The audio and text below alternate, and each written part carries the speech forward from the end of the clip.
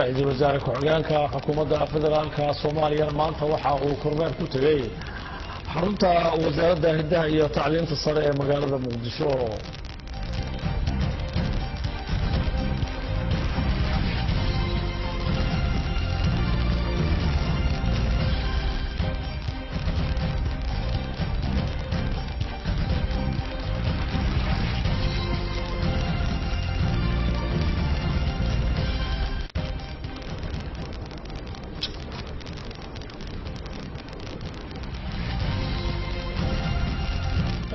waxay ahaayeen daawadayaal qodobadii warkayga ugu doorka roonaa haatanna ku soo dhawaada isagii oo dhan.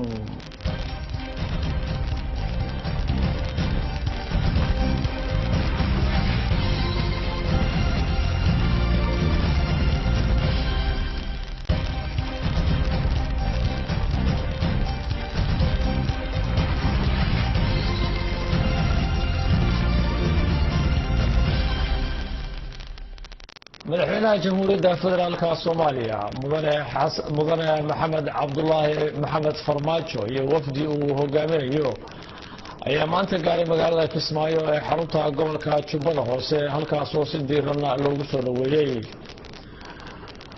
madaxweynaha ayaa waxa wafdigiisa qayb ka ah wasiiro iyo xildhibaano ka tirsan dowladda federaalka Soomaaliya waxaana la filayaa in magaalada Kismaayo ay kulamo kula qaato madaxweyne Farmaajo maamulka Jubbaland iyo qaybaha bulshada ee ku nool halkaasi isagoo kala hadli doona arrimo ay ka mid yihiin xoojinta ammaanka iyo horumarinta deegaankaasi.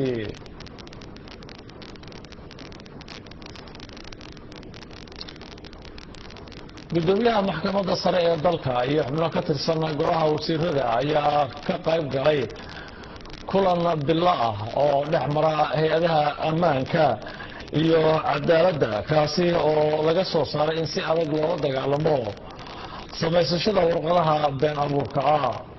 warbixinta warkanna waxaa inoo faahfaahinaya cabdishakuur cali axmed.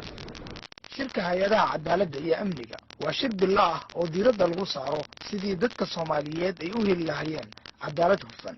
labada hay'adood waxay ka shaqeeyaan fulinta sharciga dalka waxaana shirka ay yeesheen goobjoog ka ahaa wasiirka cadaaladda, wasiir ku-xigeenka amniga gudaha, xeelaliyaha qaranka, taliyaha booliiska iyo saraakiil kale oo ka tirsan labada hay'adood.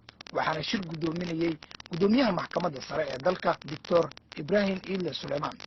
xeelaliyaha qaranka Dr. Ahmed Ali Daahir ayaa sheegay in shirka uu ka soo baxay in si wada jir ah tallaabo adag looga qaado ciddii lagu helaa samaynta waraqad been abuur ah. waxaan rabaa inaan anigu wax yar ka hadlo oo keliya qodobadii maanta looga hadlay qodob ka mid ah isla markaasna aan iclaamino in ay ka soo baxday shirka waxa la yiraahdo la dagaalanka dambiyada been abuurka ku salaysan.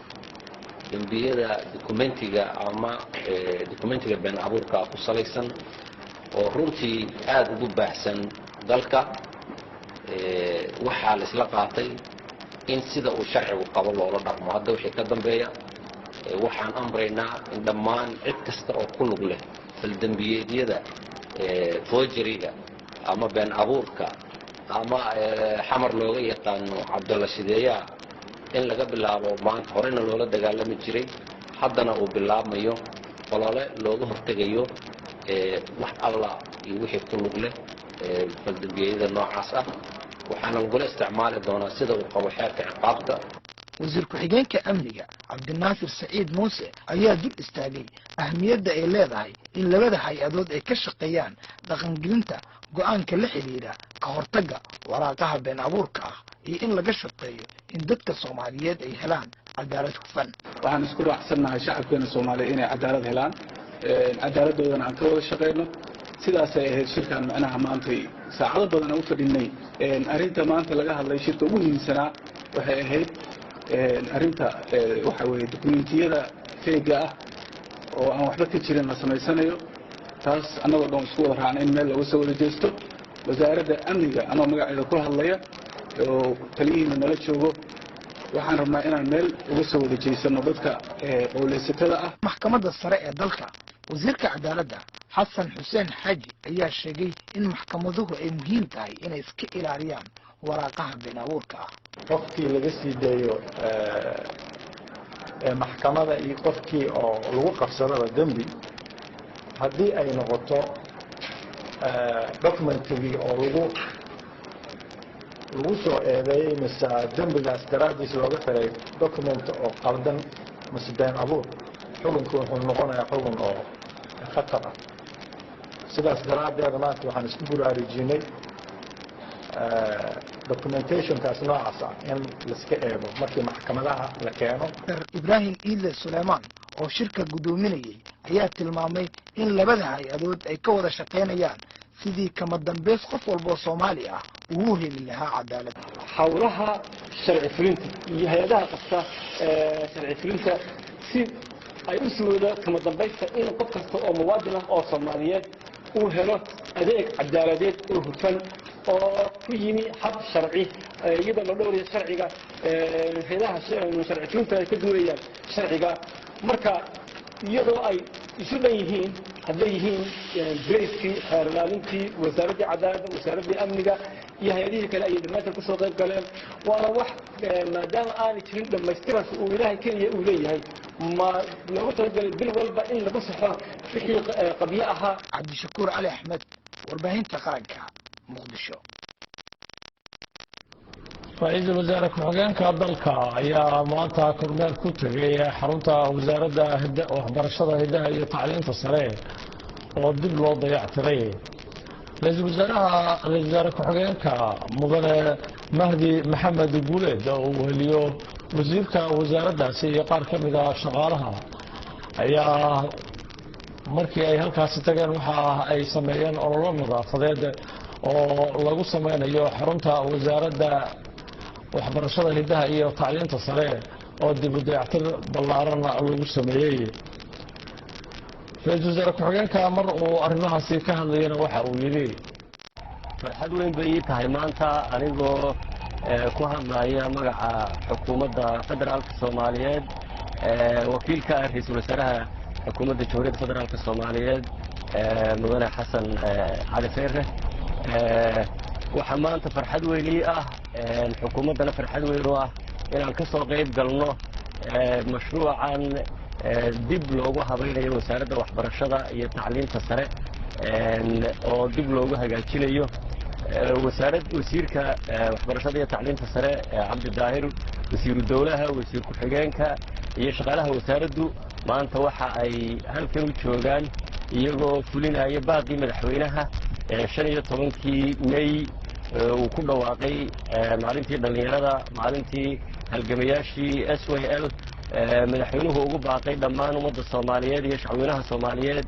in ay la yimaadaan barnaamijka wadankaaga wax u qabso iyagoo baaqaa fulinaya wasiiru dawlaha wasiir ku-xigeenka iyo shaqaalaha wasaaradduba maanta waxay gacmahooda kaga shaqaynayaan iyagoo mar dhowna dhalinyarada iskuullada gaansan doona inay dib u habeeyaan dib u hagaajiyaan dib u dhisaan dhismaha weyn ee quruxda badan ee arkaysaan waanu soo wada marnay wuxuu ku filnaan karaa shaqaale fara badan oo wasaaradda u shaqeeya khubaro si maskaxdii dadka oo haddaba kaalin muhiima dawladda kaga jirto dugudhiskeeda loo kobciyo dhallinyaradeenna iyo ubadkeenna loo kobciyo waxbartaan dalkooda wax u qabsadaan.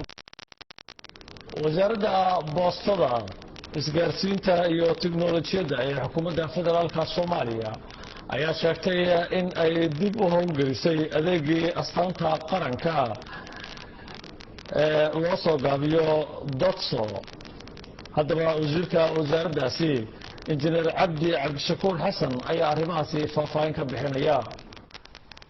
tan iyo markii la ansixiyey xukuumadda federaalka waxa aan mudnaanta koowaad ka dhiganay in dib loo howlgeliyo dibna wasaaradda loogu soo celiyo astaantii qaran ee .SO.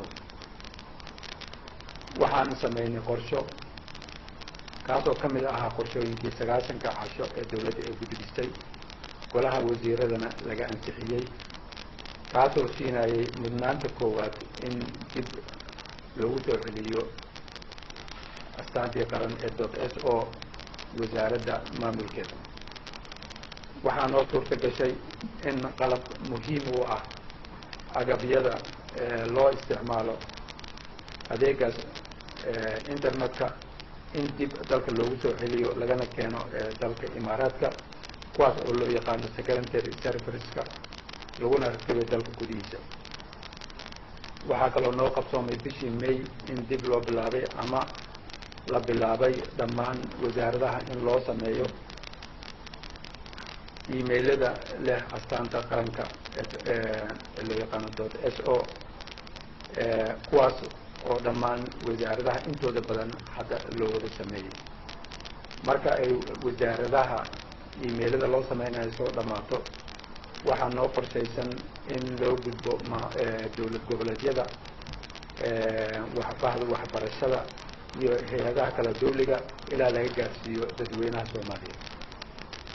waxaan aaminsanahay in adeegan uu yahay halbowle kobcinta dhaqaalaha, helidda tiknoolajiyad casri ah iyo in dib usoo noqoto qarannimadii Soomaaliya, sababtoo ah waa astaanta qaran aynu ku leenahay baraha internetka. ciidamada xasilinta ammaanka caasimadda ee magaalada Muqdisho ayaa sii kordhiyey howlgallada lagu xaqiijinayo ammaanka guud ee caasimadda magaalada Muqdisho. afhayeenka maamulka gobolka Banaadir Cabdifataax Maxamed Xalane ayaa arrimahaasi ka warramaya, isagoo tilmaamay in magaalada Muqdisho laga dareemay ammaan wanaagsan tan iyo markii uu bilowday howlgalladani. isagoo arrimahaasi ka hadlayna waxa uu yidhi: waxaan u mahad celiyo shacabka Soomaaliyeed, sidoo kale u mahad celiyo ciidanka xasilinta caasimadda waajibkooda ay qaateen. ugu horreyn waxaan u mahad celinayaa shacabkii soo dhoweeyey ee gartay kana jawaabay baahida loo baahan yahay ciidan isku dhafan, ciidan wada jira oo wada howlgalaya inay xasiliyaan amniga caasimadda, taasoo ka dhalatay golihii amniga ee gobolka Banaadir la sameeyey. waxaa xusid mudan sida ay ciidanku iyo shacabkuba isku fahmeen ay u soo dhoweeyeen oo xilliyada afurka marka la gaadho